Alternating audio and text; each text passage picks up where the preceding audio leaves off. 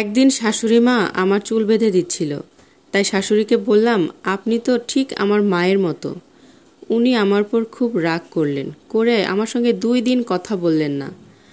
আমি ওনাকে অনেক কান্নাকাটি করে বললাম, মা কি হয়েছে আপনার? আমি কি কোনো অপরাধ করেছি? আপনি আমার সঙ্গে কথা কেন বলছেন না? আমার কথা শুনে উনি কান্না শুরু করলেন। আমি তো কিছুই বুঝতে পারলাম না। তারপর বললেন, মা আমি তো তোকে আমার মেয়ের মতোই মনে করি, আর তুই কি না আমাকে মায়ের মতো ভাবলি, মা ভাবতে পারলি না। তারপর থেকে শাশুড়ি বৌমা মিলেমিশে এক হয়ে গেল। এরপরে তারা সুন্দর জীবনযাপন করতে থাকলো, আলহামদুলিল্লাহ। তো আমাদের সমাজে এরকম শাশুড়ি কয়জন আছে বলেন? যার আছে তিনি সত্যি অনেক বেশি ভাগ্যবান। কি বলেন আপনারা? তো যাই হোক, আজকালকার দিনে আসলে এরকম দেখা যায় না।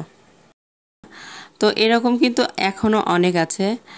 তো আজকের এই ছোট্ট গল্পটা আপনাদের কাছে কেমন লাগলো অবশ্যই একটু কমেন্ট করে জানাবেন।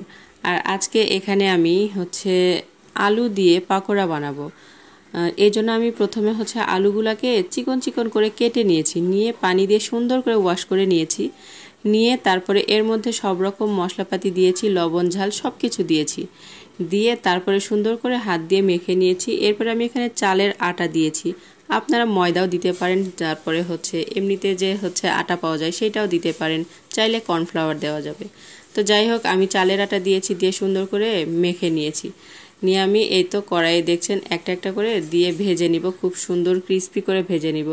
ওপরটা অবশ্যই মচমচা হবে, বুঝছেন, অনেক মজা হয় খেতে। আমি আমার বাচ্চারা অনেক বেশি পছন্দ করে এই খাবারটা, মাঝে মাঝে বলবে আম্মু এটা করে দাও। তো আমার কাছে খুবই ইজি লাগে, তো মাঝে মাঝে আর কি করে দেই। তো এভাবে আমি সবগুলোকে একটু নেড়ে চেড়ে সুন্দর করে লাল লাল করে ভেজে নিব, তাহলে আমার ক্রিস্পি আলুর পাকোড়া একবারে রেডি হয়ে যাবে। তো যাই হোক বন্ধুরা, আসলে আমাদের সবারই সংসার জীবনে অনেক রকম অনেক কিছুই হয়ে থাকে।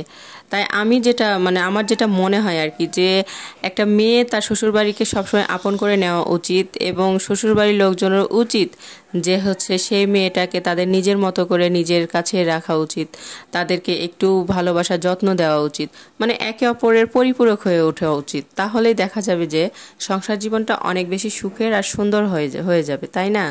তো যাই হোক, অনেক কথাই বলে ফেলেছি, সবার ভালো লাগতেও পারে, আবার নাও লাগতে পারে। তো যদি খারাপ লাগে একটু ক্ষমা সুন্দর দৃষ্টিতে দেখবেন। আর আমার ভিডিওগুলো যদি আপনাদের একটুও ভালো লাগে তো একটু কমেন্ট করে দিবেন, লাইক করে দিবেন, পারলে শেয়ার করে দিবেন, আর আমার পাশেই থাকবেন। তো আবারও সবাইকে অসংখ্য অসংখ্য ধন্যবাদ জানিয়ে আজকের মতো আমার ভিডিওটা এখানেই শেষ করছি। সবাই অনেক বেশি ভালো থাকবেন। আল্লাহ হাফেজ, আসসালামু আলাইকুম।